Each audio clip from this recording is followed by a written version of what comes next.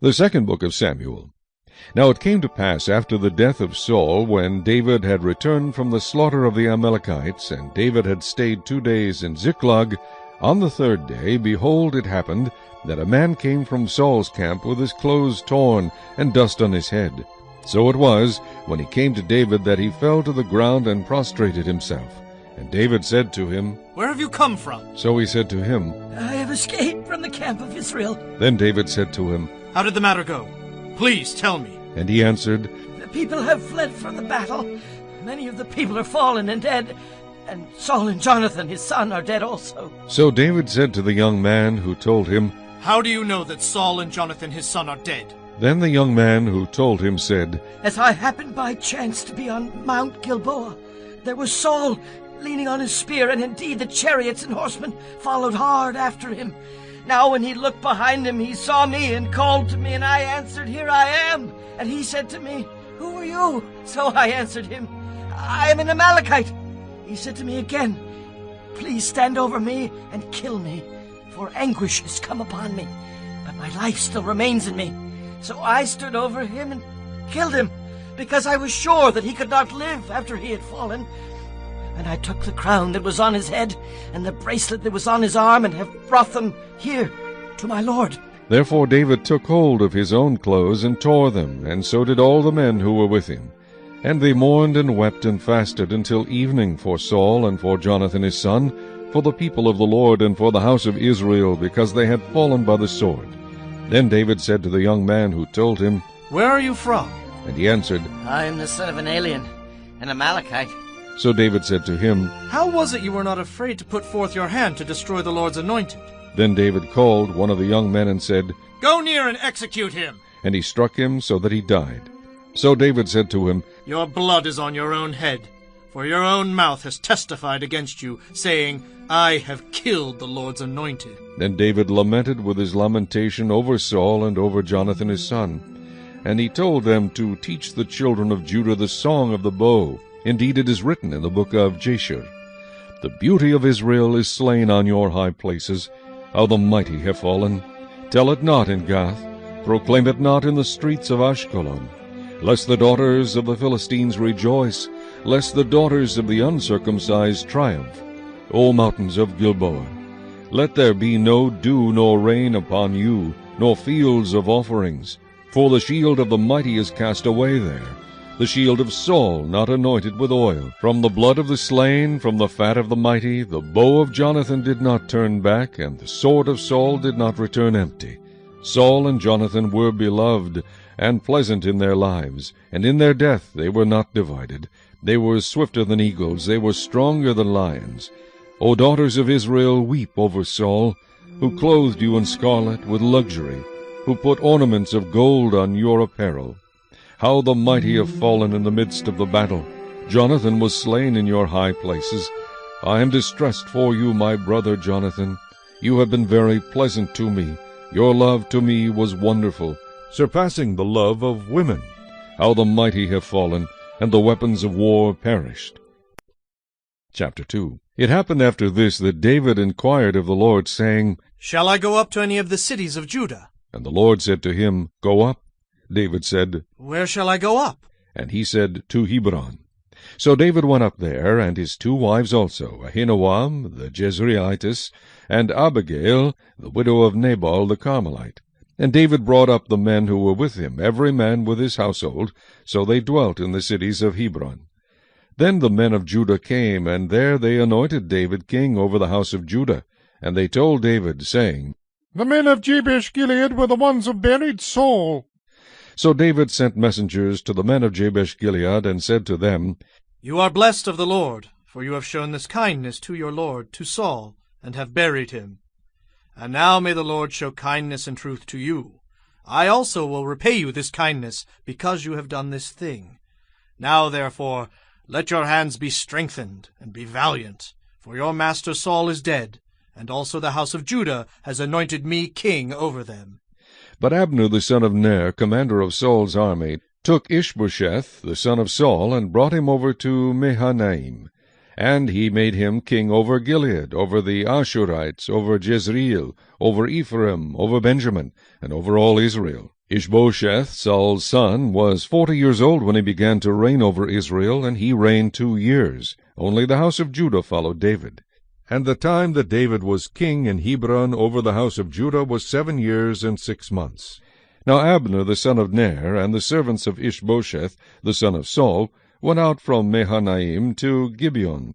And Joab the son of Zeruiah, and the servants of David, went out and met them by the pool of Gibeon.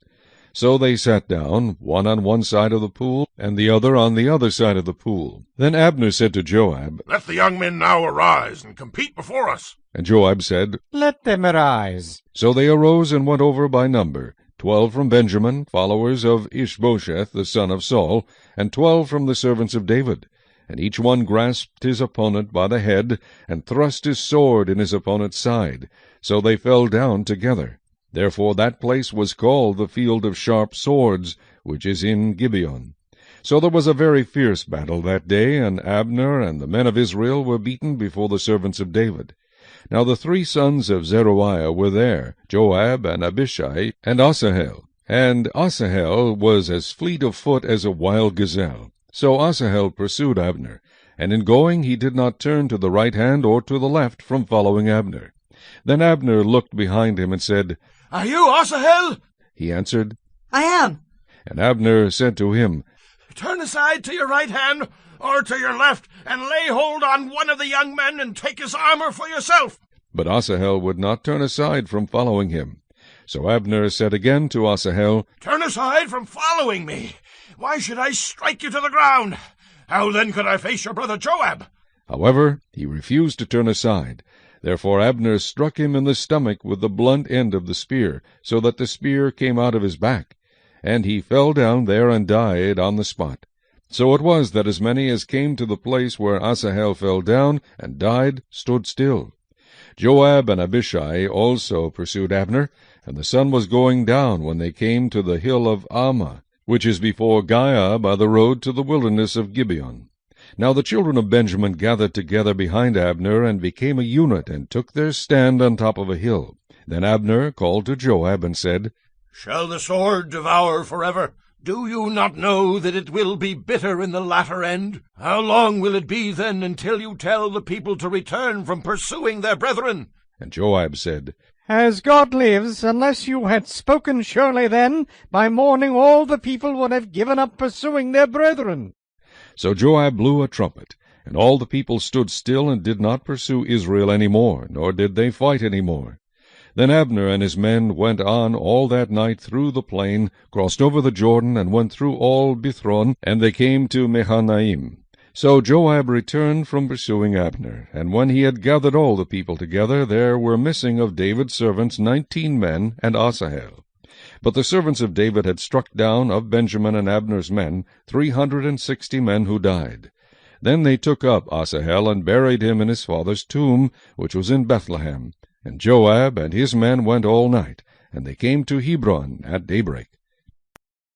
Chapter 3. Now there was a long war between the house of Saul and the house of David, but David grew stronger and stronger, and the house of Saul grew weaker and weaker. Sons were born to David in Hebron. His firstborn was Amnon, by Ahinoam the Jezreelitess. His second, Chileab, by Abigail, the widow of Nabal the Carmelite. The third, Absalom, the son of Maacah, the daughter of Talmai, king of Geshur. The fourth, Adonijah, the son of Haggith. The fifth, Shephatiah, the son of Abital. And the sixth, Ithream, by David's wife Eglah. These were born to David in Hebron. Now it was so, while there was war between the house of Saul and the house of David, that Abner was strengthening his hold on the house of Saul. And Saul had a concubine, whose name was Rizpah, the daughter of Aiah. So Ishbosheth said to Abner, Why have you gone into my father's concubine? Then Abner became very angry at the words of Ishbosheth, and said, Am I a dog's head that belongs to Judah? Today I showed loyalty to the house of Saul your father, to his brothers, and to his friends, and have not delivered you into the hand of David. And you charge me today with a fault concerning this woman? May God do so to Abner, and more also, if I do not do for David as the Lord has sworn to him, to transfer the kingdom from the house of Saul, and set up the throne of David over Israel and over Judah, from Dan to Beersheba. And he could not answer Abner another word, because he feared him. Then Abner sent messengers on his behalf to David, saying, Whose is the land? Saying also, Make your covenant with me, and indeed my hand shall be with you, to bring all Israel to you. And David said, Good. I will make a covenant with you. But one thing I require of you. You shall not see my face unless you first bring Michal, Saul's daughter, when you come to see my face. So David sent messengers to Ishbosheth, Saul's son, saying, Give me my wife Michal, whom I betrothed to myself for 100 foreskins of the Philistines. And Ishbosheth sent and took her from her husband, from Paltiel the son of Laish. Then her husband went along with her to Bahurim, weeping behind her. So Abner said to him, Go, return. And he returned. Now Abner had communicated with the elders of Israel, saying, In time past you were seeking for David to be king over you. Now then do it. For the Lord has spoken of David, saying, By the hand of my servant David I will save my people Israel from the hand of the Philistines and the hand of all their enemies. And Abner also spoke in the hearing of Benjamin. Then Abner also went to speak in the hearing of David in Hebron all that seemed good to Israel and the whole house of Benjamin. So Abner and 20 men with him came to David at Hebron. And David made a feast for Abner and the men who were with him. Then Abner said to David, I will arise and go and gather all Israel to my lord the king, that they may make a covenant with you, and that you may reign over all that your heart desires. So David sent Abner away, and he went in peace. At that moment the servants of David and Joab came from a raid, and brought much spoil with them. But Abner was not with David in Hebron, for he had sent him away, and he had gone in peace. When Joab and all the troops that were with him had come, they told Joab, saying, Abner the son of Ner came to the king, and he sent him away, and he has gone in peace. Then Joab came to the king and said, What have you done? Look, Abner came to you. Why is it that you sent him away, and he is already gone? Surely you realize that Abner the son of Ner came to deceive you, to know you're going out and you're coming in, and to know all that you are doing. And when Joab had gone from David's presence, he sent messengers after Abner, who brought him back from the well of Sirah, but David did not know it. Now when Abner had returned to Hebron, Joab took him aside in the gate to speak with him privately, and there stabbed him in the stomach, so that he died for the blood of Asahel his brother. Afterward, when David heard it, he said, My kingdom and I are guiltless before the Lord forever of the blood of Abner the son of Ner. Let it rest on the head of Joab, and on all his father's house. And let there never fail to be in the house of Joab one who has a discharge, or is a leper, who leans on a staff, or falls by the sword, or who lacks bread. So Joab and Abishai his brother killed Abner, because he had killed their brother Asahel at Gibeon in the battle. Then David said to Joab and to all the people who were with him, Tear your clothes, gird yourselves with sackcloth, and mourn for Abner. And King David followed the coffin. So they buried Abner in Hebron, and the king lifted up his voice and wept at the grave of Abner, and all the people wept. And the king sang a lament over Abner, and said, Should Abner die as a fool dies? Your hands were not bound, nor your feet put into fetters. As a man falls before wicked men, so you fell. Then all the people wept over him again. And when all the people came to persuade David to eat food while it was still day, David took an oath, saying, God do so to me, and more also, if I taste bread or anything else till the sun goes down. Now all the people took note of it, and it pleased them, since whatever the king did pleased all the people. For all the people in all Israel understood that day that it had not been the king's intent to kill Abner the son of Ner. Then the king said to his servants, Do you not know that a prince and a great man has fallen this day in Israel? And I am weak today, though anointed king, and these men, the sons of Zeruiah, are too harsh for me. The Lord shall repay the evildoer according to his wickedness. Chapter 4. When Saul's son heard that Abner had died in Hebron, he lost heart, and all Israel was troubled. Now Saul's son had 2 men who were captains of troops. The name of one was Baanah, and the name of the other Rechab, the sons of Rimmon the Beerothite, of the children of Benjamin, for Beeroth also was part of Benjamin, because the Beerothites fled to Gittaim, and have been sojourners there until this day. Jonathan, Saul's son, had a son who was lame in his feet. He was 5 years old when the news about Saul and Jonathan came from Jezreel, and his nurse took him up and fled. And it happened, as she made haste to flee, that he fell and became lame. His name was Mephibosheth. Then the sons of Rimmon the Beerothite, Rechab and Baanah, set out and came at about the heat of the day to the house of Ishbosheth, who was lying on his bed at noon. And they came there all the way into the house, as though to get wheat, and they stabbed him in the stomach. Then Rechab and Baanah, his brother, escaped. For when they came into the house, he was lying on his bed in his bedroom. Then they struck him and killed him, beheaded him, and took his head, and were all night escaping through the plain. And they brought the head of Ishbosheth to David at Hebron, and said to the king, Here is the head of Ishbosheth, the son of Saul your enemy, who sought your life. And the Lord has avenged my lord the king this day of Saul and his descendants. But David answered Rechab and Baanah his brother, the sons of Rimmon the Beerothite, and said to them, As the Lord lives, who has redeemed my life from all adversity, when someone told me, saying, Look, Saul is dead, thinking to have brought good news, I arrested him and had him executed in Ziklag, the one who thought I would give him a reward for his news. How much more when wicked men have killed a righteous person in his own house on his bed? Therefore, shall I not now require his blood at your hand, and remove you from the earth? So David commanded his young men, and they executed them, cut off their hands and feet, and hanged them by the pool in Hebron. But they took the head of Ishbosheth, and buried it in the tomb of Abner in Hebron. Chapter 5. Then all the tribes of Israel came to David at Hebron, and spoke, saying, Indeed, we are your bone and your flesh. Also, in time past, when Saul was king over us, you were the one who led Israel out and brought them in, and the Lord said to you, You shall shepherd my people Israel, and be ruler over Israel. Therefore all the elders of Israel came to the king at Hebron, and King David made a covenant with them at Hebron before the Lord. And they anointed David king over Israel. David was 30 years old when he began to reign, and he reigned 40 years. In Hebron he reigned over Judah 7 years and 6 months, and in Jerusalem he reigned 33 years over all Israel and Judah.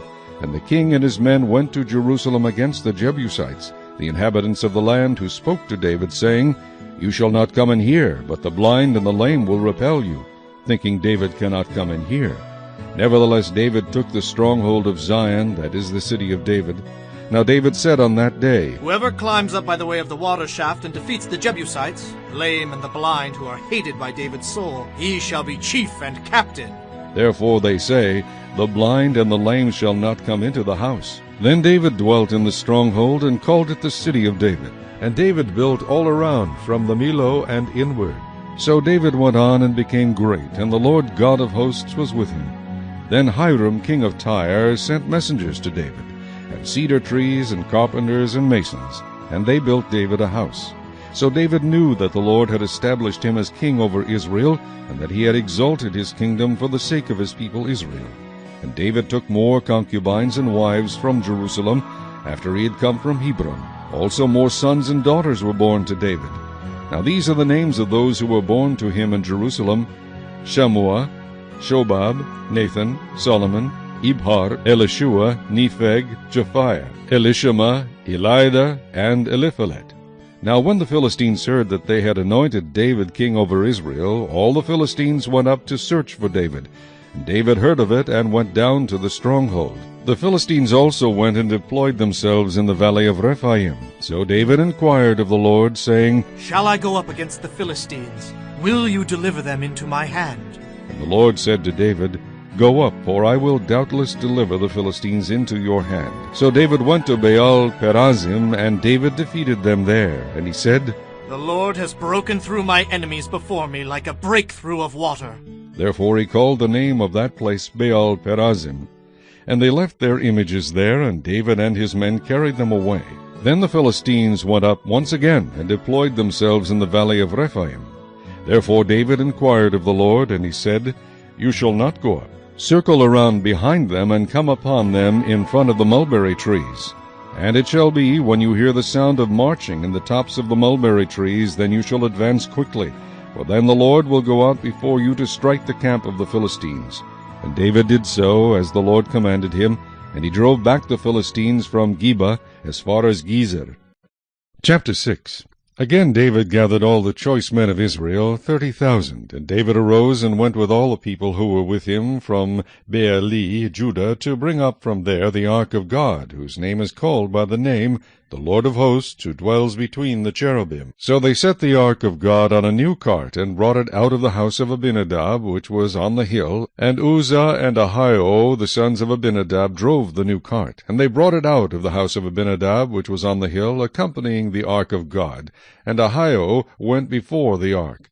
Then David and all the house of Israel played music before the Lord on all kinds of instruments of fir wood, on harps, on stringed instruments, on tambourines, on sistrums, and on cymbals. And when they came to Nachon's threshing floor, Uzzah put out his hand to the ark of God, and took hold of it, for the oxen stumbled. Then the anger of the Lord was aroused against Uzzah, and God struck him there for his error, and he died there by the ark of God. And David became angry because of the Lord's outbreak against Uzzah, and he called the name of the place Perez Uzzah to this day. David was afraid of the Lord that day, and he said, "How can the ark of the Lord come to me?" So David would not move the ark of the Lord with him into the city of David, but David took it aside into the house of Obed-Edom the Gittite. The ark of the Lord remained in the house of Obed-Edom the Gittite 3 months, and the Lord blessed Obed-Edom and all his household.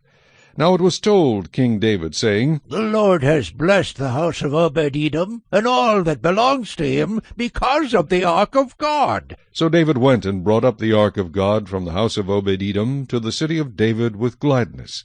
And so it was, when those bearing the ark of the Lord had gone 6 paces, that he sacrificed oxen and fatted sheep. Then David danced before the Lord with all his might, and David was wearing a linen ephod. So David and all the house of Israel brought up the ark of the Lord with shouting, and with the sound of the trumpet. Now as the ark of the Lord came into the city of David, Michal, Saul's daughter, looked through a window, and saw King David leaping and whirling before the Lord, and she despised him in her heart. So they brought the ark of the Lord, and set it in its place, in the midst of the tabernacle that David had erected for it. Then David offered burnt offerings and peace offerings before the Lord. And when David had finished offering burnt offerings and peace offerings, he blessed the people in the name of the Lord of hosts. Then he distributed among all the people, among the whole multitude of Israel, both the women and the men, to every one a loaf of bread, a piece of meat, and a cake of raisins. So all the people departed, every one to his house. Then David returned to bless his household, and Michal, the daughter of Saul, came out to meet David, and said, How glorious was the king of Israel today, uncovering himself today in the eyes of the maids of his servants, as one of the base fellows shamelessly uncovers himself. So David said to Michal, It was before the Lord who chose me instead of your father and all his house, to appoint me ruler over the people of the Lord, over Israel. Therefore I will play music before the Lord, and I will be even more undignified than this, and will be humble in my own sight. But as for the maidservants of whom you have spoken, by them I will be held in honor. Therefore Michal, the daughter of Saul, had no children to the day of her death. Chapter 7. Now it came to pass, when the king was dwelling in his house, and the Lord had given him rest from all his enemies all around, that the king said to Nathan the prophet, See now, I dwell in a house of cedar, but the ark of God dwells inside tent curtains. Then Nathan said to the king, Go, do all that is in your heart, for the Lord is with you. But it happened that night that the word of the Lord came to Nathan, saying, Go and tell my servant David, Thus says the Lord, Would you build a house for me to dwell in? For I have not dwelt in a house since the time that I brought the children of Israel up from Egypt, even to this day, but have moved about in a tent and in a tabernacle.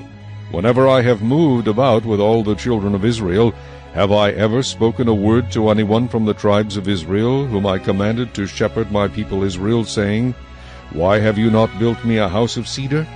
Now therefore thus shall you say to my servant David, Thus says the Lord of hosts, I took you from the sheepfold, from following the sheep, to be ruler over my people, over Israel.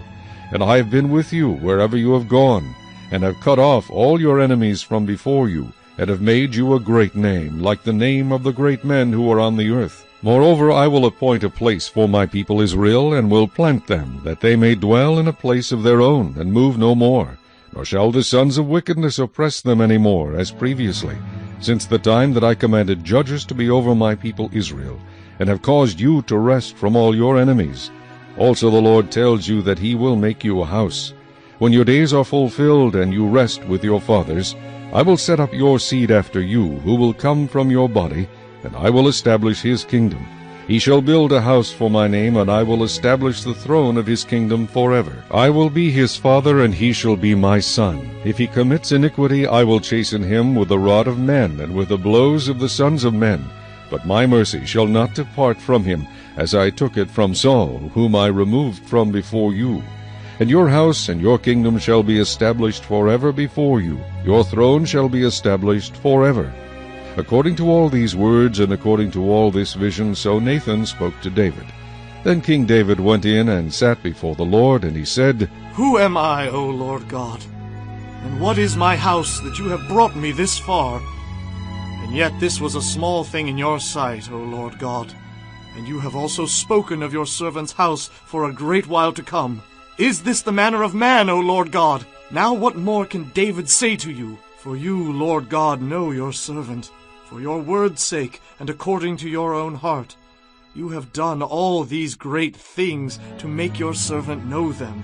Therefore you are great, O Lord God, for there is none like you, nor is there any God beside you, according to all that we have heard with our ears.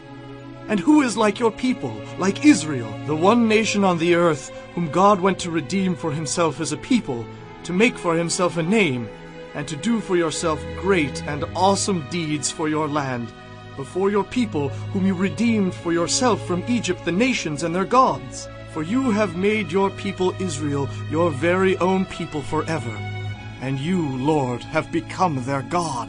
Now, O Lord God, the word which you have spoken concerning your servant, and concerning his house, establish it forever, and do as you have said.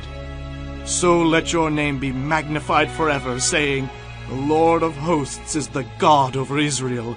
And let the house of your servant David be established before you.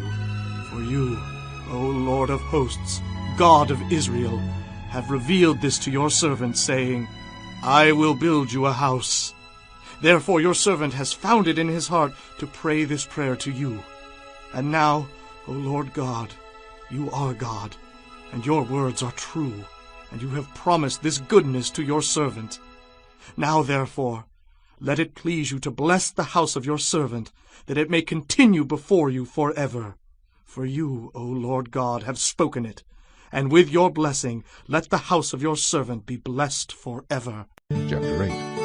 After this it came to pass that David attacked the Philistines and subdued them, and David took Metheg-Ammah from the hand of the Philistines. Then he defeated Moab, forcing them down to the ground. He measured them off with a line.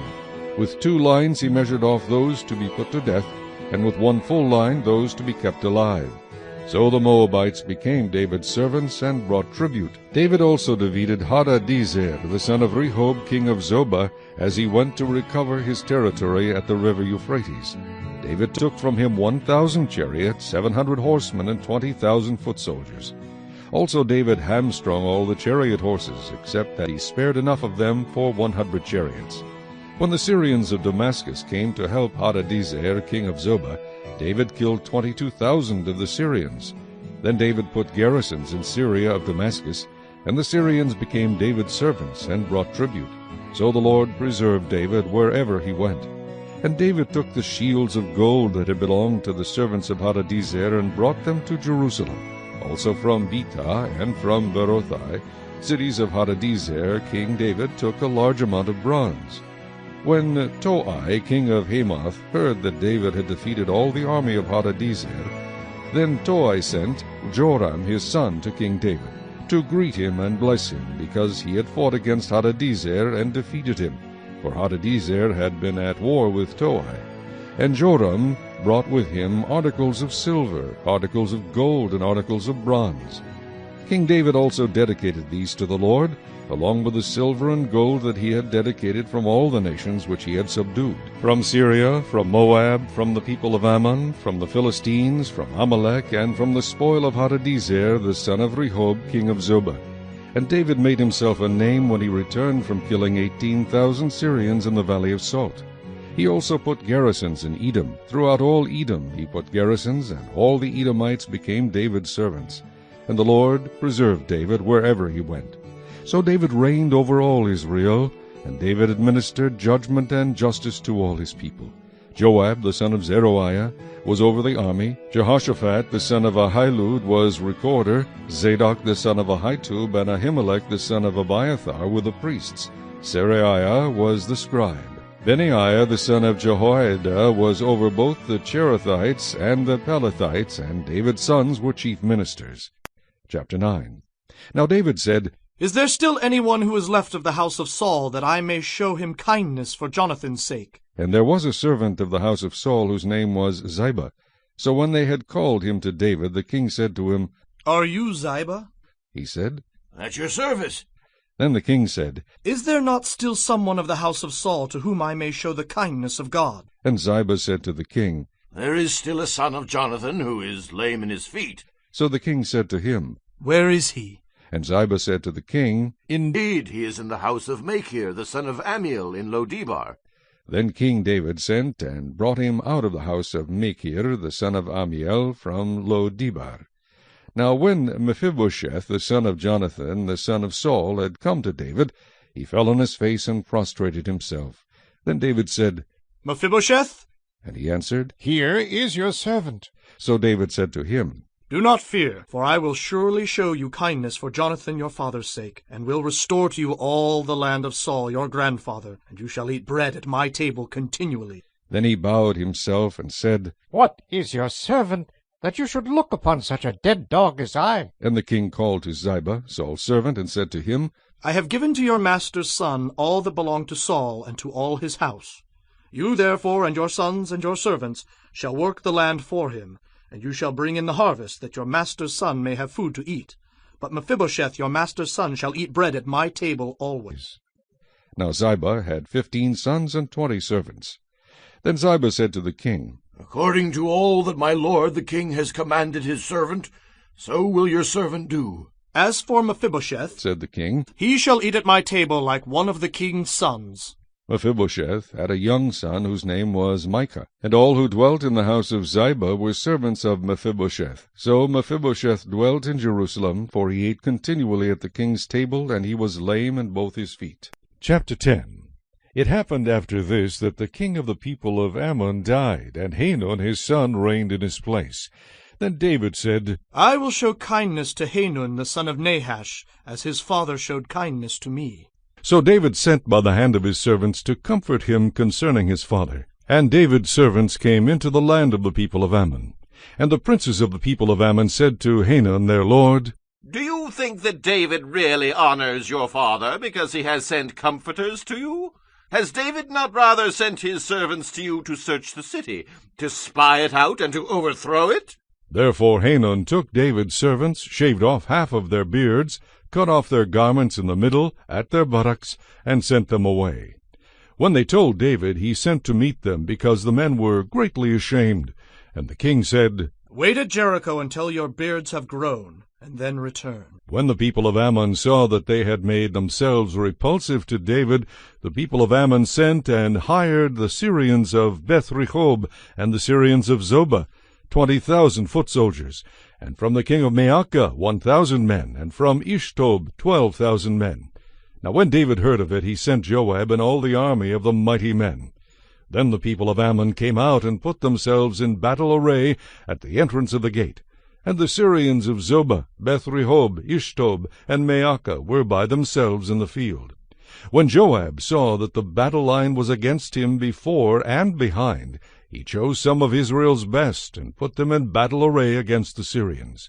And the rest of the people he put under the command of Abishai his brother, that he might set them in battle array against the people of Ammon. Then he said, If the Syrians are too strong for me, then you shall help me. But if the people of Ammon are too strong for you, then I will come and help you. Be of good courage, and let us be strong for our people and for the cities of our God.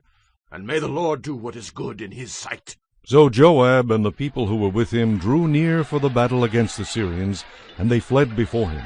When the people of Ammon saw that the Syrians were fleeing, they also fled before Abishai, and entered the city. So Joab returned from the people of Ammon and went to Jerusalem. When the Syrians saw that they had been defeated by Israel, they gathered together. Then Hadadezer sent and brought out the Syrians who were beyond the river, and they came to Helah. And Shobach, the commander of Hadadezer's army, went before them. When it was told David, he gathered all Israel, crossed over the Jordan, and came to Helah. And the Syrians set themselves in battle array against David and fought with him. Then the Syrians fled before Israel, and David killed 700 charioteers and 40,000 horsemen of the Syrians, and struck Shobach, the commander of their army, who died there. And when all the kings who were servants to Hadadezer saw that they were defeated by Israel, they made peace with Israel and served them. So the Syrians were afraid to help the people of Ammon any more. Chapter 11. It happened in the spring of the year, at the time when kings go out to battle, that David sent Joab and his servants with him and all Israel. And they destroyed the people of Ammon and besieged Rabbah. But David remained in Jerusalem. Then it happened one evening that David arose from his bed and walked on the roof of the king's house. And from the roof he saw a woman bathing, and the woman was very beautiful to behold.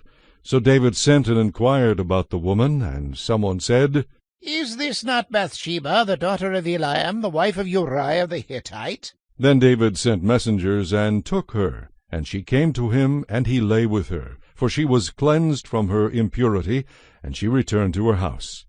And the woman conceived, so she sent and told David, and said, I am with child. Then David sent to Joab, saying, Send me Uriah the Hittite. And Joab sent Uriah to David.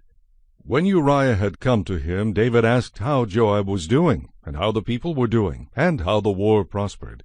And David said to Uriah, Go down to your house and wash your feet. So Uriah departed from the king's house, and a gift of food from the king followed him. But Uriah slept at the door of the king's house with all the servants of his lord, and did not go down to his house. So when they told David, saying, Uriah did not go down to his house, David said to Uriah, Did you not come from a journey? Why did you not go down to your house? And Uriah said to David, The ark and Israel and Judah are dwelling in tents, and my lord Joab and the servants of my lord are encamped in the open fields. Shall I then go to my house to eat and drink, and to lie with my wife? As you live, and as your soul lives, I will not do this thing. Then David said to Uriah, Wait here today also, and tomorrow I will let you depart. So Uriah remained in Jerusalem that day and the next. Now when David called him, he ate and drank before him, and he made him drunk. And at evening he went out to lie on his bed with the servants of his lord, but he did not go down to his house. In the morning it happened that David wrote a letter to Joab, and sent it by the hand of Uriah. And he wrote in the letter, saying, Set Uriah in the forefront of the hottest battle, and retreat from him that he may be struck down and die.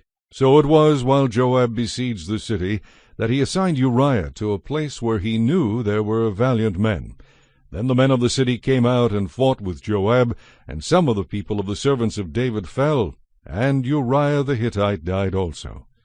Then Joab sent and told David all the things concerning the war, and charged the messenger, saying, When you have finished telling the matters of the war to the king, if it happens that the king's wrath rises, and he says to you, Why did you approach so near to the city when you fought? Did you not know that they would shoot from the wall? Who struck Abimelech the son of Jerubbesheth?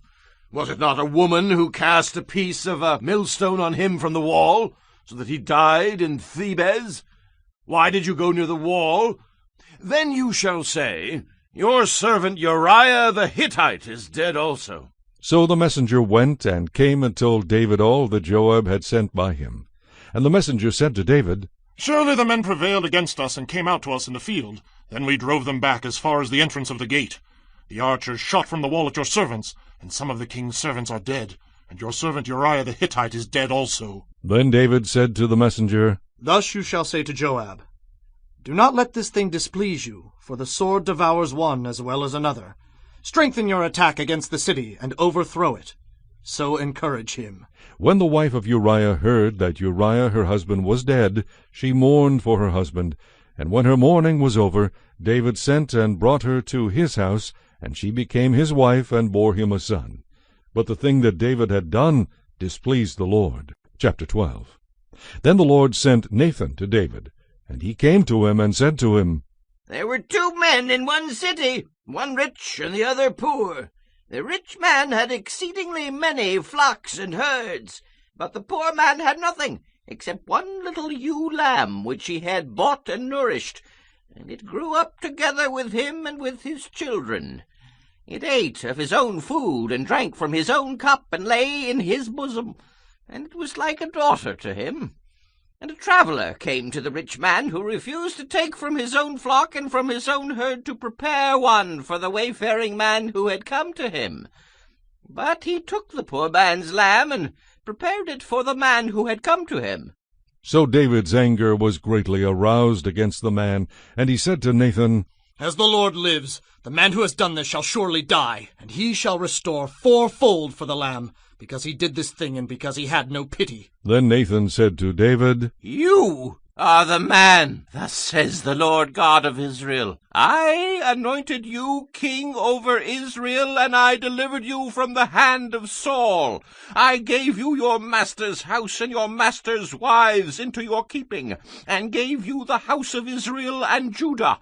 And if that had been too little, I also would have given you much more. Why have you despised the commandment of the Lord to do evil in his sight? You have killed Uriah the Hittite with the sword. You have taken his wife to be your wife, and have killed him with the sword of the people of Ammon. Now, therefore, the sword shall never depart from your house, because you have despised me, and have taken the wife of Uriah the Hittite to be your wife. Thus says the Lord, Behold, I will raise up adversity against you from your own house, and I will take your wives before your eyes, and give them to your neighbor, and he shall lie with your wives in the sight of this sun, for you did it secretly.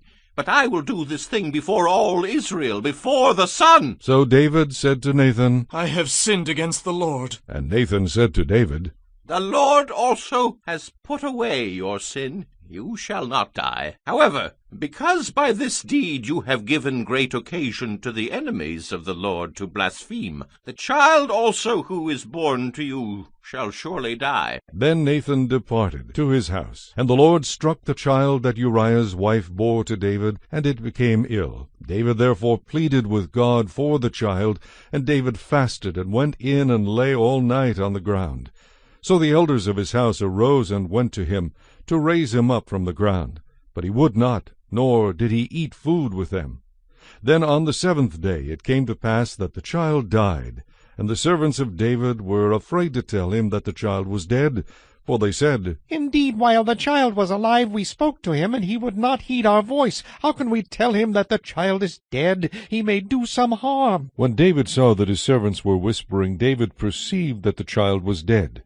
Therefore David said to his servants, Is the child dead? And they said, He is dead. So David arose from the ground, washed and anointed himself, and changed his clothes.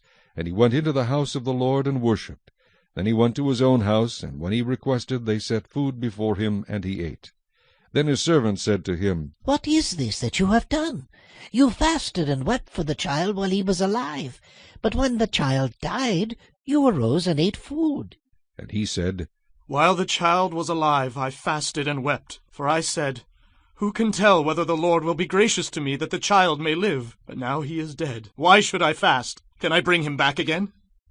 I shall go to him, but he shall not return to me. Then David comforted Bathsheba his wife, and went into her, and lay with her. So she bore a son, and he called his name Solomon.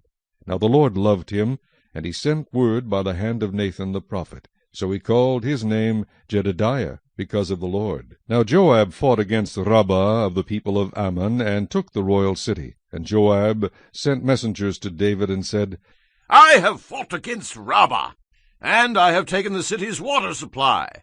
Now, therefore, Gather the rest of the people together and encamp against the city and take it, lest I take the city and it be called after my name. So David gathered all the people together and went to Rabbah, fought against it, and took it.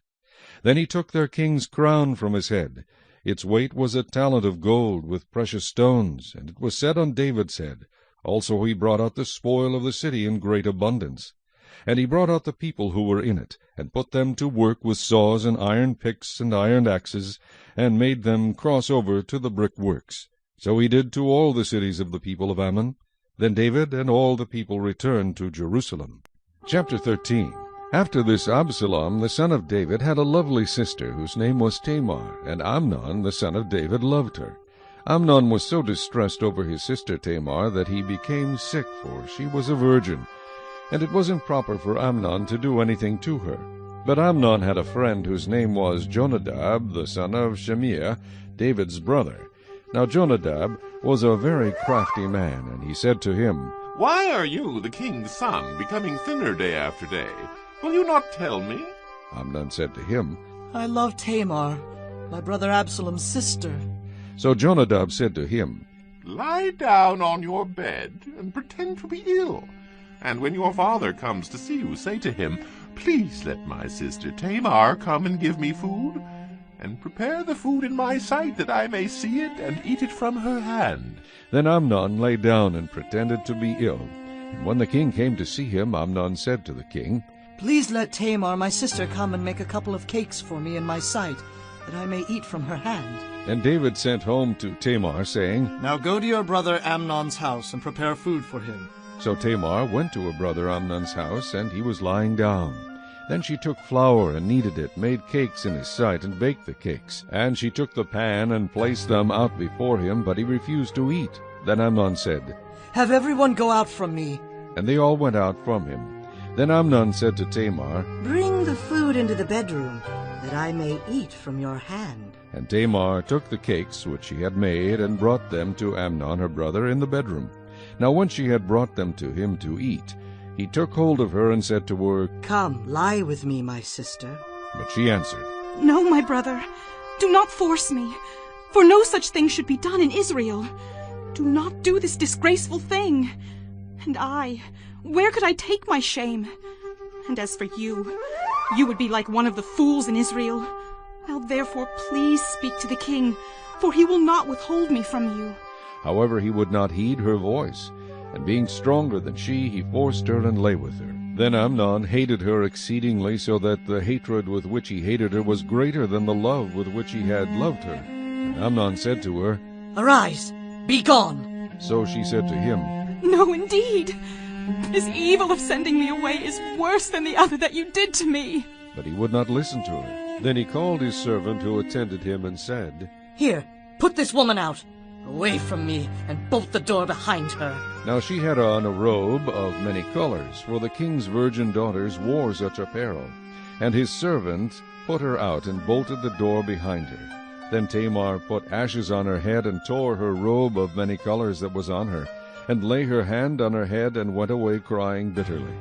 Then Absalom her brother said to her, Has Amnon your brother been with you? But now hold your peace, my sister.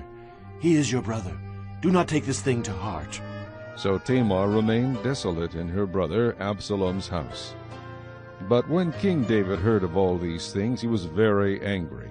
And Absalom spoke to his brother Amnon neither good nor bad. For Absalom hated Amnon, because he had forced his sister Tamar. And it came to pass, after 2 full years, that Absalom had sheep shearers in Baal-hazor, which is near Ephraim. So Absalom invited all the king's sons. Then Absalom came to the king and said, Kindly note, your servant has sheep shearers. Please, let the king and his servants go with your servant. But the king said to Absalom, No, my son, let us not all go now, lest we be a burden to you. Then he urged him, but he would not go, and he blessed him. Then Absalom said, If not, please let my brother Amnon go with us. Then the king said to him, Why should he go with you? But Absalom urged him, so he let Amnon and all the king's sons go with him. Now Absalom had commanded his servants, saying, Watch now, when Amnon's heart is merry with wine. And when I say to you, Strike Amnon, then kill him. Do not be afraid. Have I not commanded you? Be courageous and valiant. So the servants of Absalom did to Amnon as Absalom had commanded. Then all the king's sons arose, and each one got on his mule and fled. And it came to pass, while they were on the way, that news came to David, saying, Absalom has killed all the king's sons, and not one of them is left. So the king arose and tore his garments and lay on the ground, and all his servants stood by with their clothes torn. Then Jonadab, the son of Shimea, David's brother, answered and said, Let not my lord suppose they have killed all the young men, the king's sons, for only Amnon is dead. For by the command of Absalom, this has been determined from the day that he forced his sister Tamar. Now, therefore, let not my lord the king take the thing to his heart, to think that all the king's sons are dead, for only Amnon is dead. Then Absalom fled, and the young man who was keeping watch lifted his eyes and looked, and there many people were coming from the road on the hillside behind him. And Jonadab said to the king, Look, the king's sons are coming. As your servant said, so it is. So it was, as soon as he had finished speaking, that the king's sons indeed came, and they lifted up their voice and wept. Also the king and all his servants wept very bitterly. But Absalom fled and went to Talmai, the son of Ammihud, king of Geshur. And David mourned for his son every day. So Absalom fled and went to Geshur, and was there 3 years. And King David longed to go to Absalom, for he had been comforted concerning Amnon, because he was dead. Chapter 14.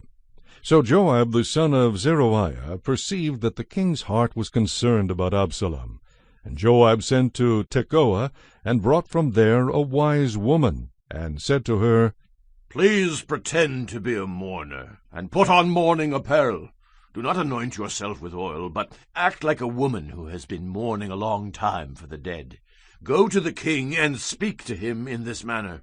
So Joab put the words in her mouth. And when the woman of Tekoa spoke to the king, she fell on her face to the ground, and prostrated herself, and said, Help, O king! Then the king said to her, What troubles you? And she answered, Indeed, I am a widow.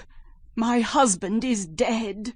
Now your maidservant had 2 sons, and the 2 fought with each other in the field, and there was no one to part them, but the one struck the other and killed him. And now the whole family has risen up against your maidservant, and they said, Deliver him who struck his brother, that we may execute him for the life of his brother whom he killed, and we will destroy the heir also.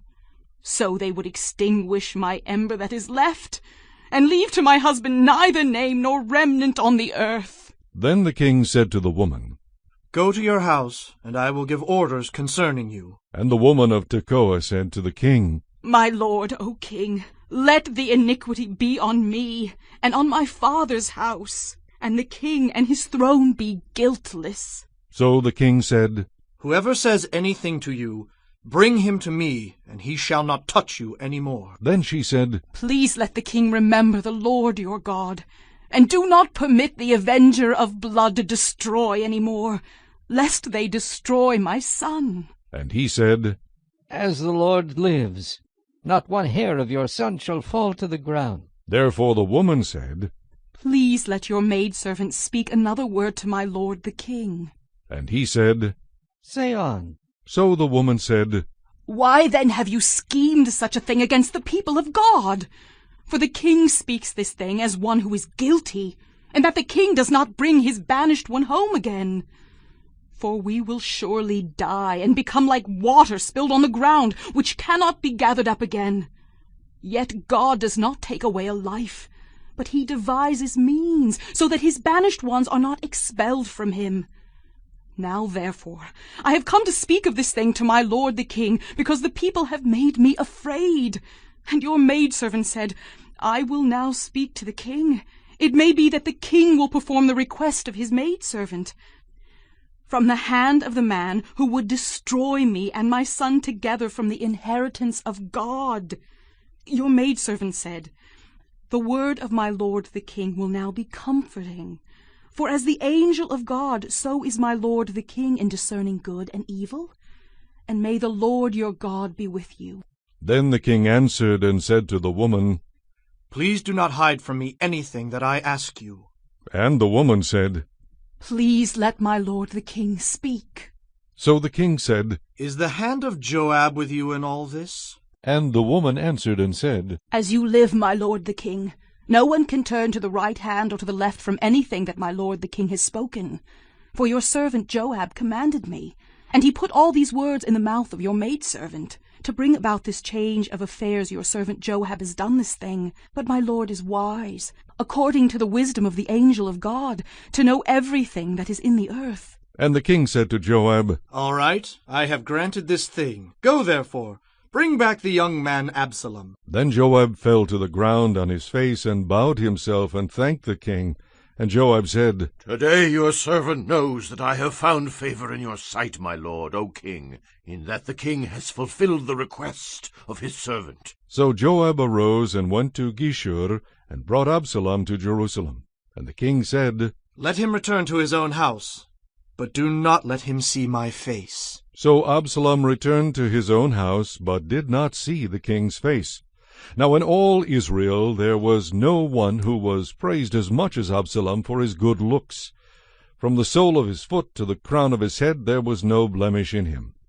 And when he cut the hair of his head, at the end of every year he cut it, because it was heavy on him. When he cut it, he weighed the hair of his head at 200 shekels, according to the king's standard.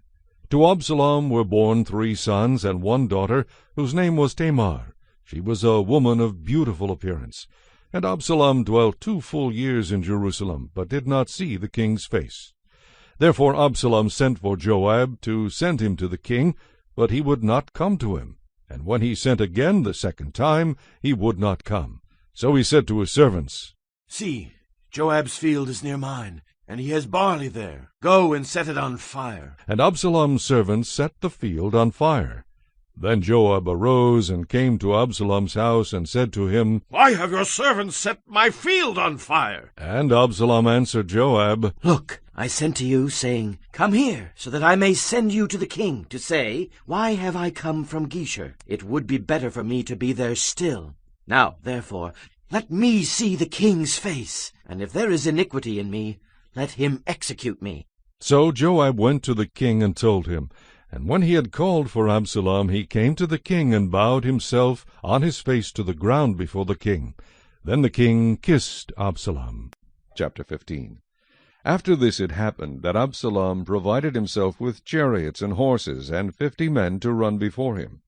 Now Absalom would rise early and stand beside the way to the gate. So it was, whenever any one who had a lawsuit came to the king for a decision, that Absalom would call to him and say, What city are you from? And he would say, Your servant is from such and such a tribe of Israel. Then Absalom would say to him, Look, your case is good and right, but there is no deputy of the king to hear you. Moreover, Absalom would say, Oh, that I were made judge in the land, and every one who has any suit or cause would come to me, then I would give him justice. And so it was, whenever any one came near to bow down to him, that he would put out his hand and take him and kiss him. In this manner Absalom acted toward all Israel who came to the king for judgment. So Absalom stole the hearts of the men of Israel. Now it came to pass after 40 years that Absalom said to the king, Please, let me go to Hebron, and pay the vow which I made to the Lord. For your servant took a vow while I dwelt at Geshur in Syria, saying, If the Lord indeed brings me back to Jerusalem, then I will serve the Lord. And the king said to him, Go in peace. So he arose and went to Hebron. Then Absalom sent spies throughout all the tribes of Israel, saying, As soon as you hear the sound of the trumpet, then you shall say, Absalom reigns in Hebron.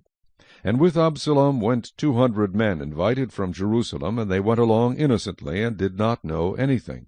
Then Absalom sent for Ahithophel the Gilonite, David's counselor, from his city, from Gilo, while he offered sacrifices. And the conspiracy grew strong, for the people with Absalom continually increased in number. Now a messenger came to David, saying, The hearts of the men of Israel are with Absalom. So David said to all his servants who were with him at Jerusalem, Arise, and let us flee, or we shall not escape from Absalom. Make haste to depart, lest he overtake us suddenly and bring disaster upon us, and strike the city with the edge of the sword. And the king's servants said to the king, We are your servants, ready to do whatever my lord the king commands. Then the king went out with all his household after him, but the king left 10 women concubines to keep the house. And the king went out with all the people after him, and stopped at the outskirts. Then all his servants passed before him, and all the Cherethites, all the Pelethites, and all the Gittites, 600 men who had followed him from Gath, passed before the king. Then the king said to Ittai the Gittite, Why are you also going with us? Return and remain with the king, for you are a foreigner, and also an exile from your own place. In fact, you came only yesterday. Should I make you wander up and down with us today, since I go I know not where? Return and take your brethren back. Mercy and truth be with you. But Ittai answered the king and said, As the Lord lives, and as my lord the king lives, surely in whatever place my lord the king shall be, whether in death or life, even there also your servant will be. So David said to Ittai, Go and cross over. Then Ittai the Gittite and all his men and all the little ones who were with him crossed over. And all the country wept with a loud voice, and all the people crossed over. The king himself also crossed over the brook Kidron, and all the people crossed over toward the way of the wilderness. There was Zadok also, and all the Levites with him, bearing the ark of the covenant of God. And they set down the ark of God, and Abiathar went up until all the people had finished crossing over from the city. Then the king said to Zadok, Carry the ark of God back into the city. If I find favor in the eyes of the Lord, he will bring me back and show me both it and his dwelling place. But if he says thus, I have no delight in you, here I am. Let him do to me as seems good to him. The king also said to Zadok the priest, Are you not a seer? Return to the city in peace, and your 2 sons with you, Ahimaaz your son, and Jonathan the son of Abiathar. See, I will wait in the plains of the wilderness until word comes from you to inform me. Therefore Zadok and Abiathar carried the ark of God back to Jerusalem, and they remained there. So David went up by the ascent of the Mount of Olives, and wept as he went up. And he had his head covered, and went barefoot. And all the people who were with him covered their heads, and went up, weeping as they went up. Then someone told David, saying, Ahithophel is among the conspirators with Absalom. And David said, O Lord, I pray, turn the counsel of Ahithophel into foolishness.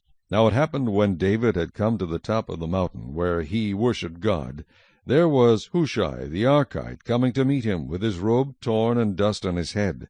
David said to him, If you go on with me, then you will become a burden to me. But if you return to the city and say to Absalom, I will be your servant, O king, as I was your father's servant previously, so I will now also be your servant. Then you may defeat the counsel of Ahithophel for me. And do you not have Zadok and Abiathar the priests with you there? Therefore it will be that whatever you hear from the king's house, you shall tell to Zadok and Abiathar the priests. Indeed, they have there with them their 2 sons, Ahimaaz, Zadok's son, and Jonathan, Abiathar's son. And by them you shall send me everything you hear. So Hushai, David's friend, went into the city, and Absalom came into Jerusalem. Chapter 16. When David was a little past the top of the mountain, there was Ziba the servant of Mephibosheth, who met him with a couple of saddled donkeys, and on them 200 loaves of bread, 100 clusters of raisins, 100 summer fruits, and a skin of wine. And the king said to Ziba, What do you mean to do with these? So Ziba said, The donkeys are for the king's household to ride on, the bread and summer fruit for the young men to eat, and the wine for those who are faint in the wilderness to drink. Then the king said, And where is your master's son? And Ziba said to the king, Indeed, he is staying in Jerusalem, for he said, Today the house of Israel will restore the kingdom of my father to me. So the king said to Ziba, Here, all that belongs to Mephibosheth is yours. And Ziba said, I humbly bow before you, that I may find favor in your sight, my lord, O king. Now when King David came to Bahurim, there was a man from the family of the house of Saul, whose name was Shimei the son of Gera, coming from there. He came out, cursing continuously as he came. And he threw stones at David, and at all the servants of King David. And all the people and all the mighty men were on his right hand and on his left. Also Shimei said thus when he cursed, Come out, you bloodthirsty man, you rogue! The Lord has brought upon you all the blood of the house of Saul, in whose place you have reigned. and the Lord has delivered the kingdom into the hand of Absalom your son. So now you are caught in your own evil, because you are a bloodthirsty man. Then Abishai, the son of Zeruiah, said to the king, Why should this dead dog curse my lord the king? Please let me go over and take off his head. But the king said, What have I to do with you, you sons of Zeruiah? So let him curse, because the Lord has said to him, Curse David. Who then shall say, Why have you done so? And David said to Abishai and all his servants, See how my son, who came from my own body, seeks my life. How much more now may this Benjamite? Let him alone, and let him curse, for so the Lord has ordered him. It may be that the Lord will look on my affliction, and that the Lord will repay me with good for his cursing this day. And as David and his men went along the road, Shimei went along the hillside opposite him, and cursed as he went, threw stones at him, and kicked up dust. Now the king and all the people who were with him became weary, so they refreshed themselves there. Meanwhile Absalom and all the people, the men of Israel, came to Jerusalem, and Ahithophel was with them. And so it was, when Hushai the Archite, David's friend, came to Absalom, that Hushai said to Absalom, Long live the king! Long live the king! So Absalom said to Hushai, Is this your loyalty to your friend? Why do you not go with your friend? And Hushai said to Absalom, No, but whom the Lord and this people and all the men of Israel choose, his I will be, and with him I will remain. Furthermore, whom should I serve? Should I not serve in the presence of his son? As I have served in your father's presence, so will I be in your presence. Then Absalom said to Ahithophel, Give advice as to what we should do. And Ahithophel said to Absalom, Go into your father's concubines, whom he has left to keep the house, and all Israel will hear that you are abhorred by your father. Then the hands of all who are with you will be strong. So they pitched a tent for Absalom on the top of the house, and Absalom went into his father's concubines, in the sight of all Israel. Now the advice of Ahithophel, which he gave in those days, was as if one had inquired at the oracle of God. So was all the advice of Ahithophel, both with David and with Absalom. Chapter 17. Moreover Ahithophel said to Absalom, Now let me choose 12,000 men, and I will arise and pursue David tonight. I will come upon him while he is weary and weak, and make him afraid. And all the people who are with him will flee, and I will strike only the king. Then I will bring back all the people to you. When all return except the man whom you seek, all the people will be at peace. And the saying pleased Absalom and all the elders of Israel. Then Absalom said, Now call Hushai the Archite also, and let us hear what he says too. And when Hushai came to Absalom, Absalom spoke to him, saying, Ahithophel has spoken in this manner. Shall we do as he says? If not, speak up. So Hushai said to Absalom, The advice that Ahithophel has given is not good at this time, for, said Hushai, you know your father and his men, that they are mighty men, and they are enraged in their minds like a bear robbed of her cubs in the field. And your father is a man of war, and will not camp with the people. Surely by now he is hidden in some pit or in some other place. And it will be, when some of them are overthrown at the first, that whoever hears it will say, There is a slaughter among the people who follow Absalom. And even he who is valiant, whose heart is like the heart of a lion, will melt completely. For all Israel knows that your father is a mighty man, and those who are with him are valiant men. Therefore I'd advise that all Israel be fully gathered to you, from Dan to Beersheba, like the sand that is by the sea for multitude, and that you go to battle in person. So we will come upon him in some place where he may be found, and we will fall on him as the dew falls on the ground. And of him and all the men who are with him there shall not be left so much as one.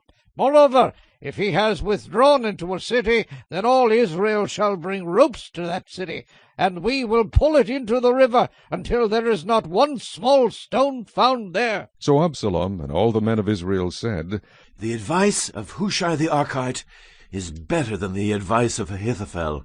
For the Lord had purposed to defeat the good advice of Ahithophel, to the intent that the Lord might bring disaster on Absalom. Then Hushai said to Zadok and Abiathar the priests, Thus and so Ahithophel advised Absalom and the elders of Israel, and thus and so I have advised. Now therefore send quickly and tell David, saying, Do not spend this night in the plains of the wilderness, but speedily cross over, lest the king and all the people who are with him be swallowed up. Now Jonathan and Ahimaaz stayed at En-rogel, for they dared not be seen coming into the city. So a female servant would come and tell them, and they would go and tell King David.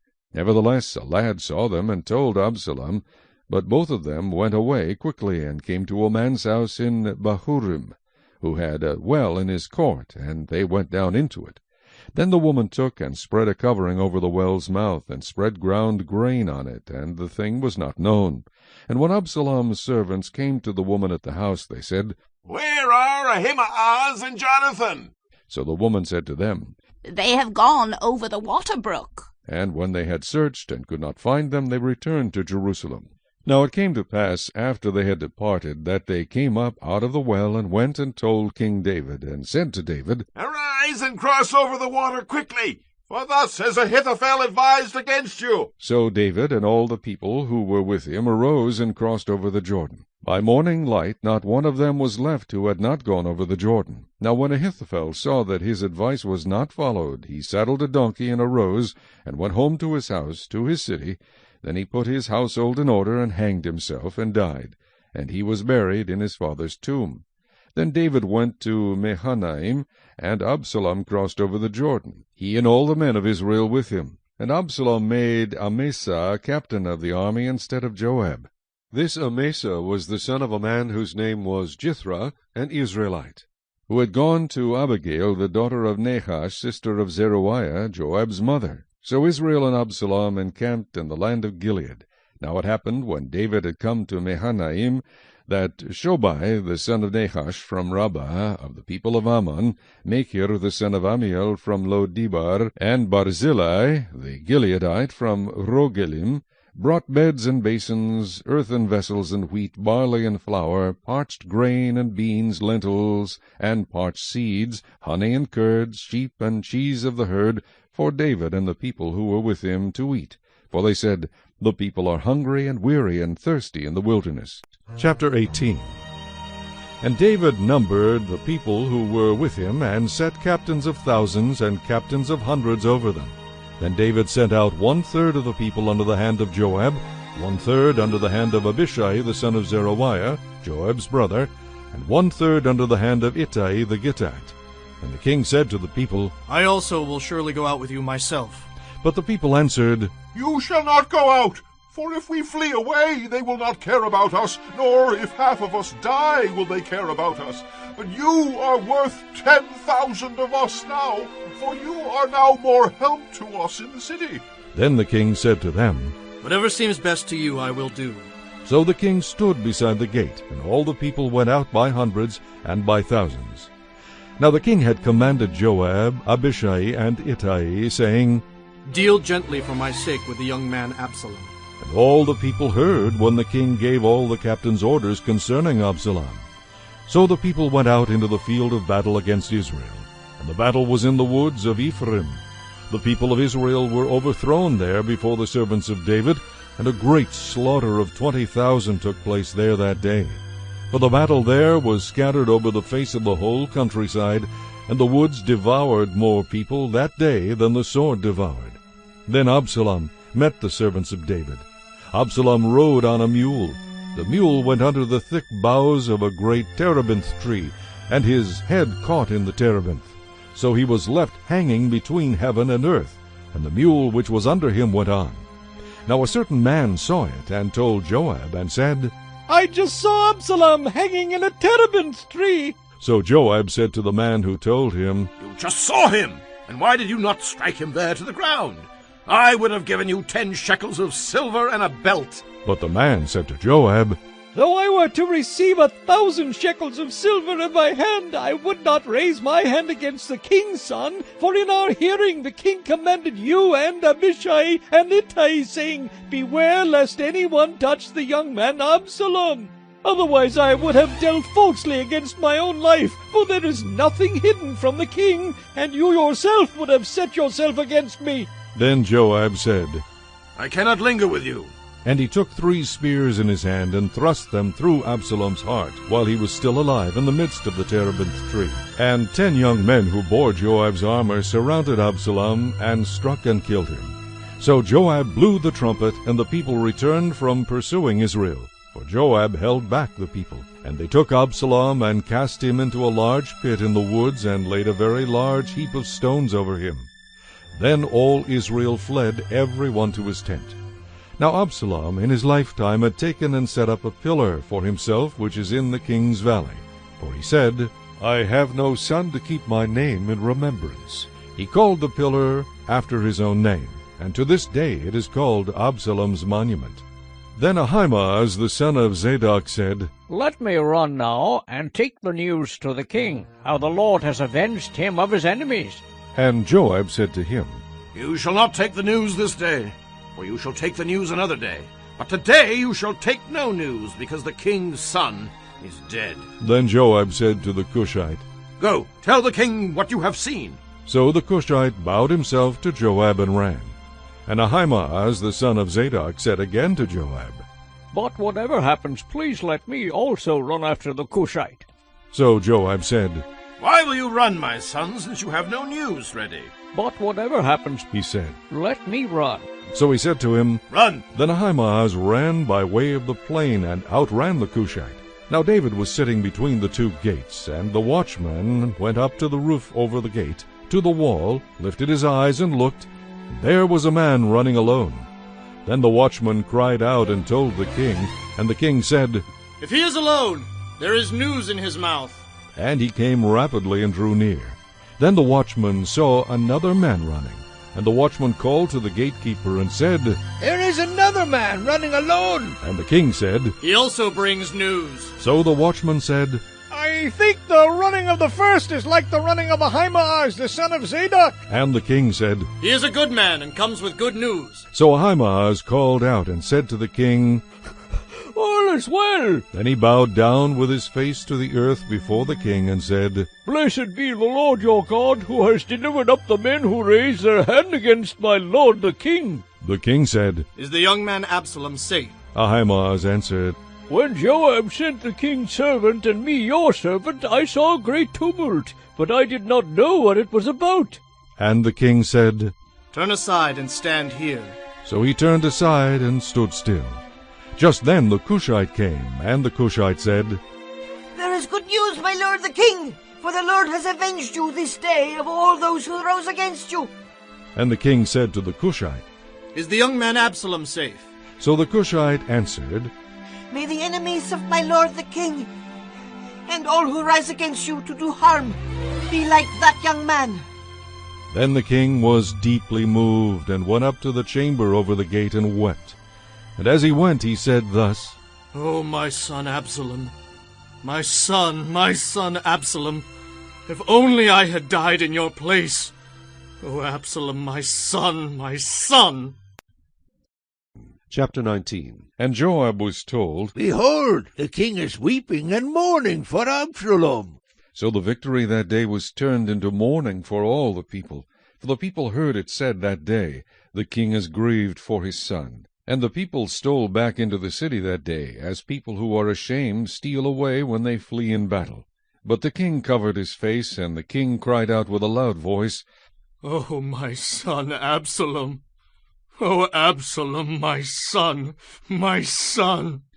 Then Joab came into the house to the king and said, Today you have disgraced all your servants, who today have saved your life, the lives of your sons and daughters, the lives of your wives, and the lives of your concubines, in that you love your enemies and hate your friends.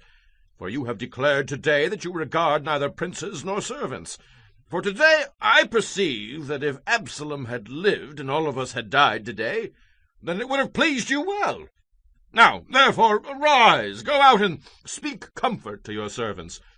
For I swear by the Lord, if you do not go out, not one will stay with you this night, and that will be worse for you than all the evil that has befallen you from your youth until now. Then the king arose and sat in the gate. And they told all the people, saying, There is the king, sitting at the gate.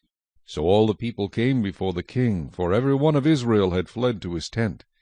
Now all the people were in a dispute throughout all the tribes of Israel, saying, The king saved us from the hand of our enemies. He delivered us from the hand of the Philistines, and now he has fled from the land because of Absalom.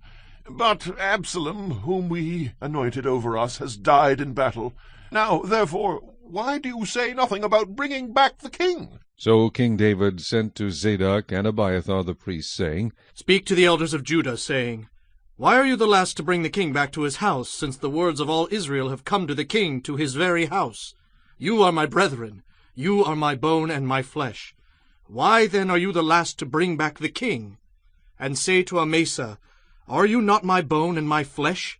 God do so to me, and more also, if you are not commander of the army before me continually in place of Joab. So he swayed the hearts of all the men of Judah, just as the heart of one man, so that they sent this word to the king, Return, you and all your servants. Then the king returned and came to the Jordan, and Judah came to Gilgal to go to meet the king, to escort the king across the Jordan. And Shimei, the son of Gera, a Benjamite, who was from Bahurim, hurried and came down with the men of Judah to meet King David. There were 1,000 men of Benjamin with him, and Ziba the servant of the house of Saul, and his 15 sons and his 20 servants with him. And they went over the Jordan before the king. Then a ferry boat went across to carry over the king's household, and to do what he thought good. Now Shimei the son of Gera fell down before the king when he had crossed the Jordan.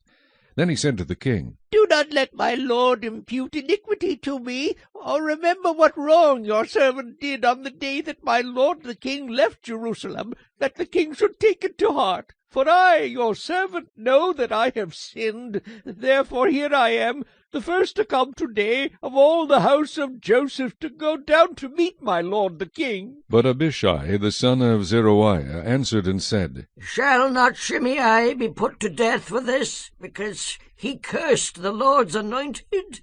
And David said, What have I to do with you, you sons of Zeruiah, that you should be adversaries to me today? Shall any man be put to death today in Israel? For do I not know that today I am king over Israel? Therefore the king said to Shimei, You shall not die. And the king swore to him. Now Mephibosheth the son of Saul came down to meet the king. And he had not cared for his feet, nor trimmed his mustache, nor washed his clothes, from the day the king departed until the day he returned in peace. So it was, when he had come to Jerusalem to meet the king, that the king said to him, Why did you not go with me, Mephibosheth? And he answered, My lord, O king, my servant deceived me.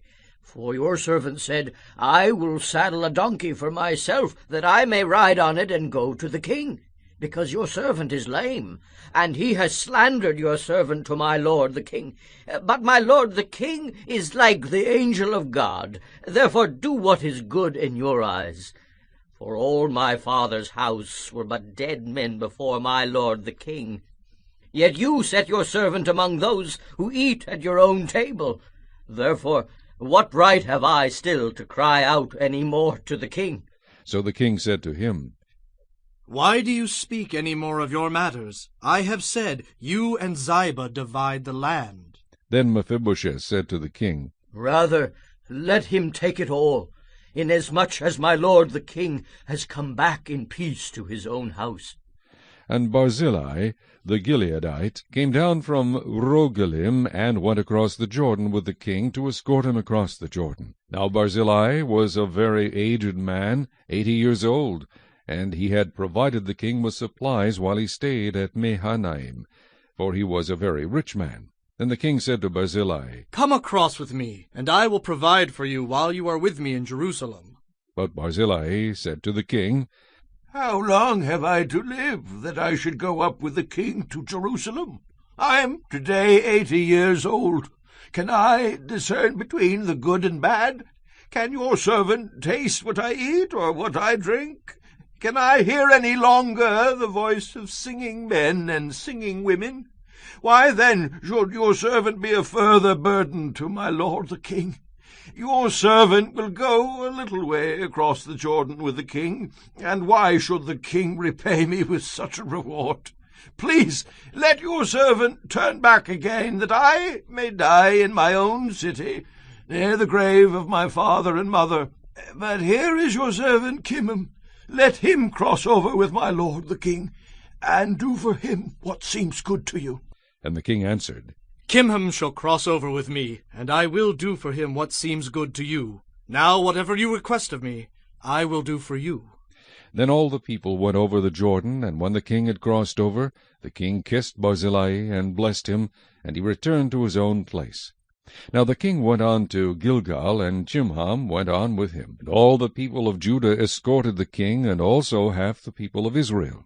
Just then all the men of Israel came to the king, and said to the king, Why have our brethren, the men of Judah, stolen you away, and brought the king, his household, and all David's men with him across the Jordan? So all the men of Judah answered the men of Israel, Because the king is a close relative of ours, why then are you angry over this matter? Have we ever eaten at the king's expense, or has he given us any gift? And the men of Israel answered the men of Judah, and said, We have 10 shares in the king. Therefore we also have more right to David than you. Why then do you despise us? Were we not the first to advise bringing back our king? Yet the words of the men of Judah were fiercer than the words of the men of Israel. Chapter 20. And there happened to be there a rebel, whose name was Sheba the son of Bichri, a Benjamite. And he blew a trumpet, and said, We have no share in David, nor do we have inheritance in the son of Jesse. Every man to his tents, O Israel. So every man of Israel deserted David, and followed Sheba the son of Bichri. But the men of Judah, from the Jordan as far as Jerusalem, remained loyal to their king. Now David came to his house at Jerusalem, and the king took the 10 women, his concubines, whom he had left to keep the house, and put them in seclusion, and supported them, but did not go into them. So they were shut up to the day of their death, living in widowhood. And the king said to Amasa, Assemble the men of Judah for me within 3 days, and be present here yourself. So Amasa went to assemble the men of Judah, but he delayed longer than the set time which David had appointed him. And David said to Abishai, Now Sheba the son of Bichri will do us more harm than Absalom. Take your lord's servants and pursue him, lest he find for himself fortified cities and escape us. So Joab's men with the Kerethites and the Pelethites and all the mighty men went out after him, and they went out of Jerusalem to pursue Sheba the son of Bichri. When they were at the large stone which is in Gibeon, Amasa came before them. Now Joab was dressed in battle armor. On it was a belt with a sword fastened in its sheath at his hips, and as he was going forward, it fell out. Then Joab said to Amasa, Are you in health, my brother? And Joab took Amasa by the beard with his right hand to kiss him. But Amasa did not notice the sword that was in Joab's hand, and he struck him with it in the stomach, and his entrails poured out on the ground, and he did not strike him again. Thus he died. Then Joab and Abishai his brother pursued Sheba the son of Bichri. Meanwhile one of Joab's men stood near Amasa, and said, Whoever favors Joab, and whoever is for David, follow Joab. But Amasa wallowed in his blood in the middle of the highway. And when the man saw that all the people stood still, he moved Amasa from the highway to the field, and threw a garment over him, when he saw that every one who came upon him halted. When he was removed from the highway, all the people went on after Joab to pursue Sheba the son of Bichri. And he went through all the tribes of Israel to Abel and Beth-Maachah, and all the Beerites. So they were gathered together, and also went after Sheba. Then they came and besieged him in Abel of Beth-Maachah, and they cast up a siege mound against the city, and it stood by the rampart. And all the people who were with Joab battered the wall to throw it down. Then a wise woman cried out from the city, Hear, hear!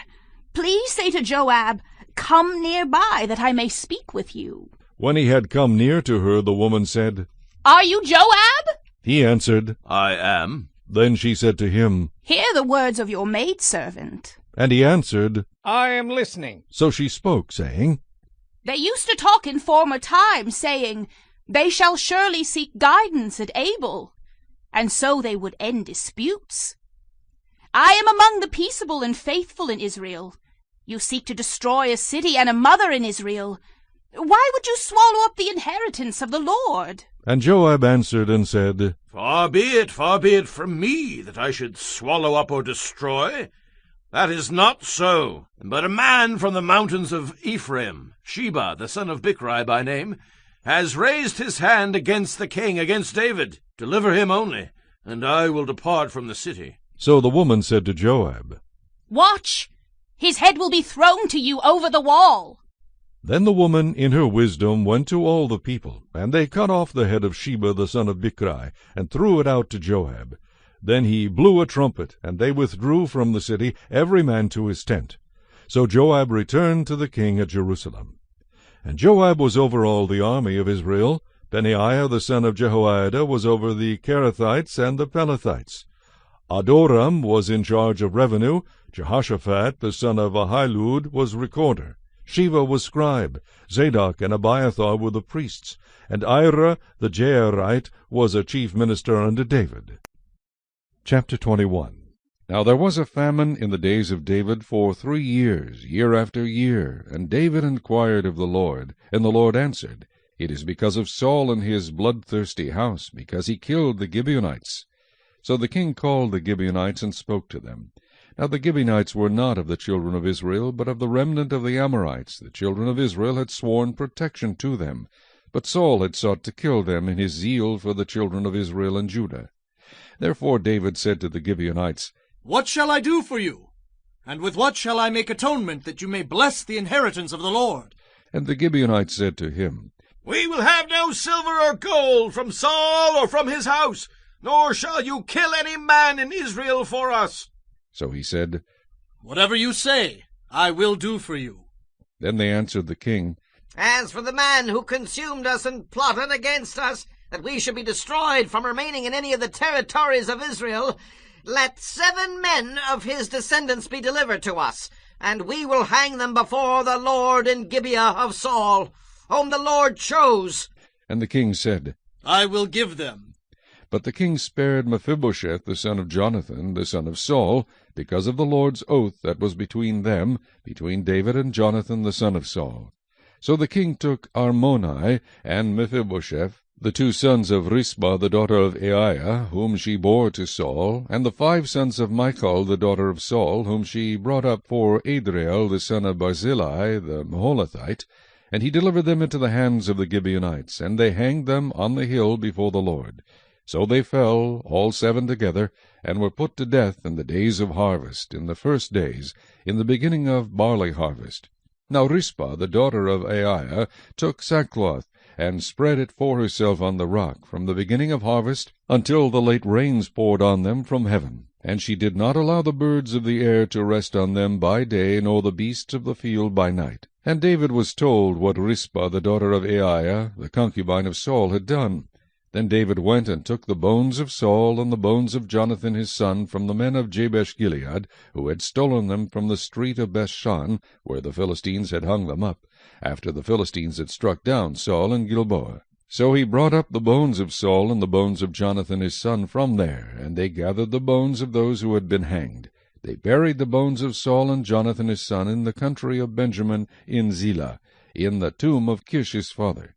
So they performed all that the king commanded, and after that God heeded the prayer for the land. When the Philistines were at war again with Israel, David and his servants with him went down and fought against the Philistines, and David grew faint. Then Ishbi-Benob, who was one of the sons of the giant, the weight of whose bronze spear was 300 shekels, who was bearing a new sword, thought he could kill David.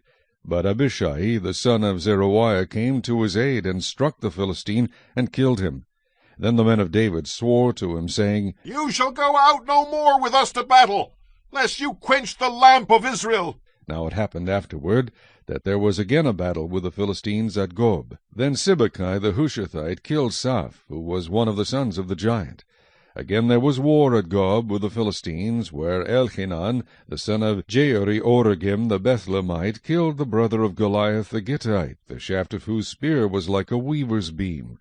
Yet again there was war at Gath, where there was a man of great stature, who had 6 fingers on each hand, and 6 toes on each foot, 24 in number, and he also was born to the giant.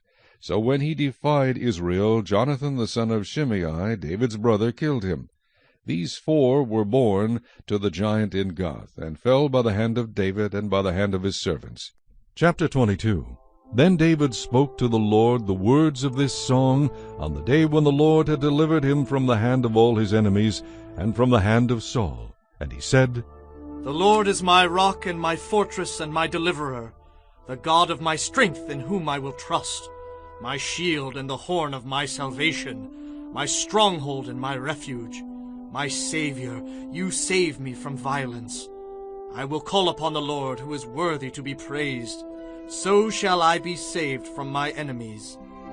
When the waves of death surrounded me, the floods of ungodliness made me afraid.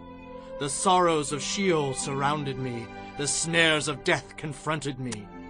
In my distress I called upon the Lord, and cried out to my God. He heard my voice from his temple, and my cry entered his ears. Then the earth shook and trembled. The foundations of heaven quaked and were shaken because he was angry. Smoke went up from his nostrils, and devouring fire from his mouth. Coals were kindled by it. He bowed the heavens also, and came down with darkness under his feet. He rode upon a cherub and flew, and he was seen upon the wings of the wind. He made darkness canopies around him, dark waters and thick clouds of the skies. From the brightness before him, coals of fire were kindled. The Lord thundered from heaven, and the Most High uttered his voice. He sent out arrows and scattered them, lightning bolts, and he vanquished them. Then the channels of the sea were seen. The foundations of the world were uncovered at the rebuke of the Lord, at the blast of the breath of his nostrils. He sent from above. He took me. He drew me out of many waters. He delivered me from my strong enemy, from those who hated me, for they were too strong for me. They confronted me in the day of my calamity, but the Lord was my support. He also brought me out into a broad place. He delivered me because he delighted in me. The Lord rewarded me according to my righteousness. According to the cleanness of my hands he has recompensed me. For I have kept the ways of the Lord, and have not wickedly departed from my God. For all his judgments were before me, and as for his statutes, I did not depart from them. I was also blameless before him, and I kept myself from my iniquity. Therefore the Lord has recompensed me according to my righteousness, according to my cleanness in his eyes. With the merciful you will show yourself merciful. With a blameless man you will show yourself blameless. With the pure you will show yourself pure. And with the devious you will show yourself shrewd. You will save the humble people, but your eyes are on the haughty, that you may bring them down. For you are my lamp, O Lord. The Lord shall enlighten my darkness. For by you I can run against a troop. By my God I can leap over a wall. As for God, his way is perfect. The word of the Lord is proven. He is a shield to all who trust in him. For who is God except the Lord? And who is a rock except our God? God is my strength and power, and he makes my way perfect. He makes my feet like the feet of deer, and sets me on my high places. He teaches my hands to make war, so that my arms can bend a bow of bronze. You have also given me the shield of your salvation. Your gentleness has made me great. You enlarged my path under me, so my feet did not slip. I have pursued my enemies and destroyed them. Neither did I turn back again till they were destroyed. And I have destroyed them and wounded them, so that they could not rise. They have fallen under my feet. For you have armed me with strength for the battle. You have subdued under me those who rose against me. You have also given me the necks of my enemies, so that I destroyed those who hated me. They looked, but there was none to save, even to the Lord, but he did not answer them. Then I beat them as fine as the dust of the earth. I trod them like dirt in the streets, and I spread them out. You have also delivered me from the strivings of my people. You have kept me as the head of the nations. A people I have not known shall serve me. The foreigners submit to me. As soon as they hear, they obey me.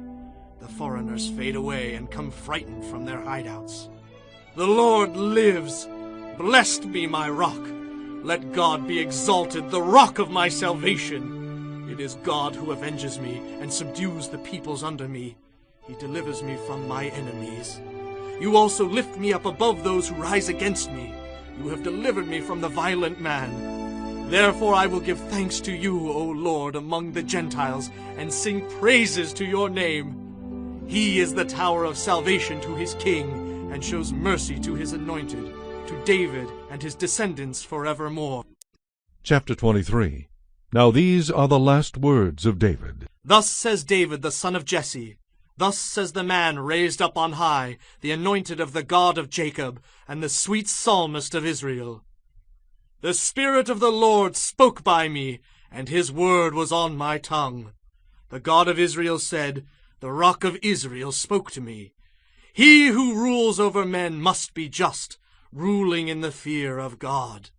And he shall be like the light of the morning when the sun rises, a morning without clouds, like the tender grass springing out of the earth, by clear shining after rain. Although my house is not so with God, yet he has made with me an everlasting covenant, ordered in all things and secure. For this is all my salvation and all my desire. Will he not make it increase? But the sons of rebellion shall all be as thorns thrust away, because they cannot be taken with hands. But the man who touches them must be armed with iron and the shaft of a spear, and they shall be utterly burned with fire in their place. These are the names of the mighty men whom David had: Josheb-Bashebeth the Tachmonite, chief among the captains. He was called Adonai the Eznite, because he had killed 800 men at one time. And after him was Eleazar the son of Dodo, the Ahohite, one of the 3 mighty men with David when they defied the Philistines, who were gathered there for battle, and the men of Israel had retreated. He arose and attacked the Philistines until his hand was weary, and his hand stuck to the sword. The Lord brought about a great victory that day, and the people returned after him only to plunder. And after him was Shammah the son of Agi the Hararite.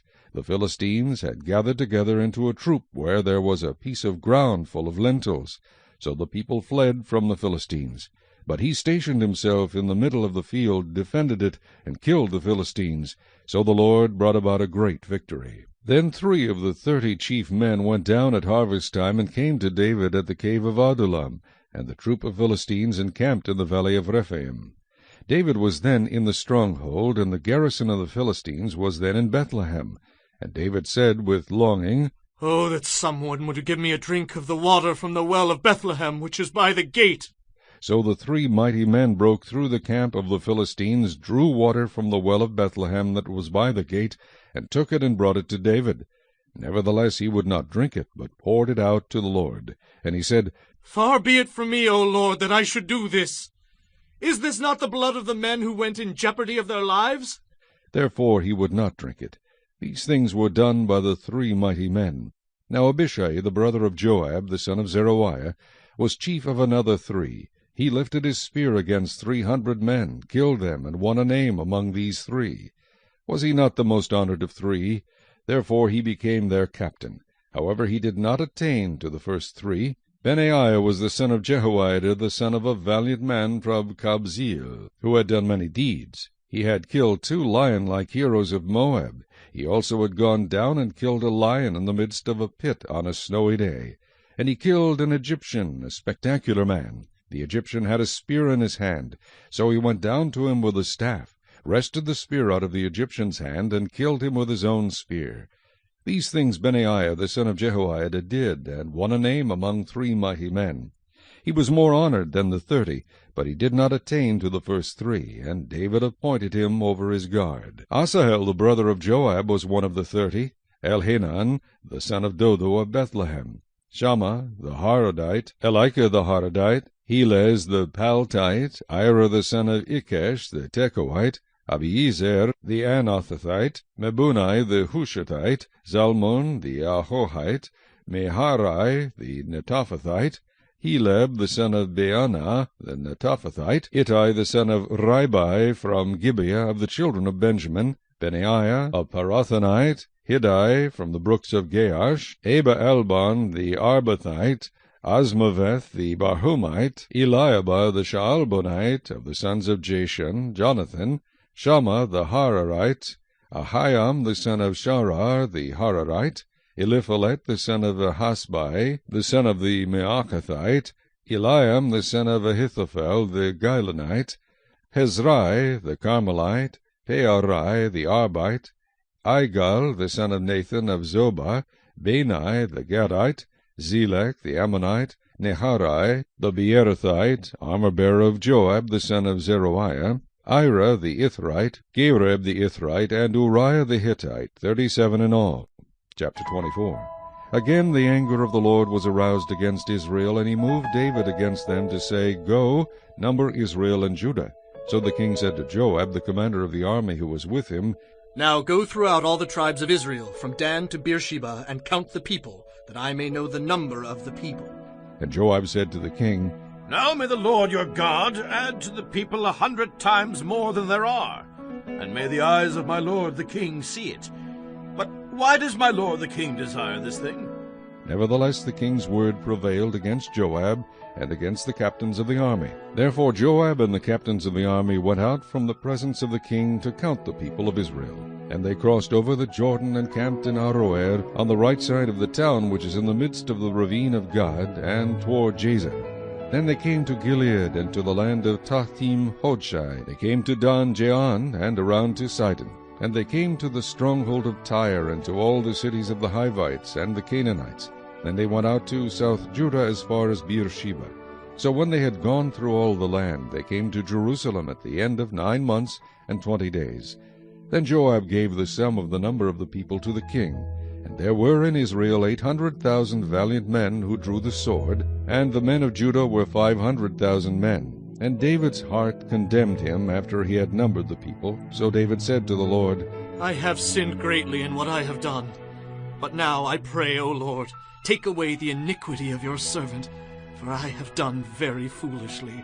Now when David arose in the morning, the word of the Lord came to the prophet Gad, David's seer, saying, Go and tell David, Thus says the Lord, I offer you 3 things. Choose one of them for yourself, that I may do it to you. So God came to David and told him, and he said to him, Shall 7 years of famine come to you in your land? Or shall you flee 3 months before your enemies, while they pursue you? Or shall there be 3 days' plague in your land? Now consider and see what answer I should take back to him who sent me. And David said to God, I am in great distress. Please let us fall into the hand of the Lord, for his mercies are great. But do not let me fall into the hand of man. So the Lord sent a plague upon Israel from the morning till the appointed time. From Dan to Beersheba 70,000 men of the people died. And when the angel stretched out his hand over Jerusalem to destroy it, the Lord relented from the destruction, and said to the angel who was destroying the people, It is enough. Now restrain your hand. And the angel of the Lord was by the threshing floor of Araunah the Jebusite. Then David spoke to the Lord when he saw the angel who was striking the people, and said, Surely I have sinned, and I have done wickedly. But these sheep, what have they done? Let your hand, I pray, be against me and against my father's house. And God came that day to David and said to him, Go up, erect an altar to the Lord on the threshing floor of Araunah the Jebusite. So David, according to the word of God, went up as the Lord commanded. Now Araunah looked and saw the king and his servants coming toward him. So Araunah went out and bowed before the king with his face to the ground. Then Araunah said, Why has my lord the king come to his servant? And David said, To buy the threshing floor from you, to build an altar to the Lord, that the plague may be withdrawn from the people. Now Araunah said to David, Let my lord the king take and offer up whatever seems good to him. Look, here are oxen for burnt sacrifice, and threshing implements, and the yokes of the oxen for wood. All these, O king, Araunah has given to the king. And Araunah said to the king, May the Lord your God accept you.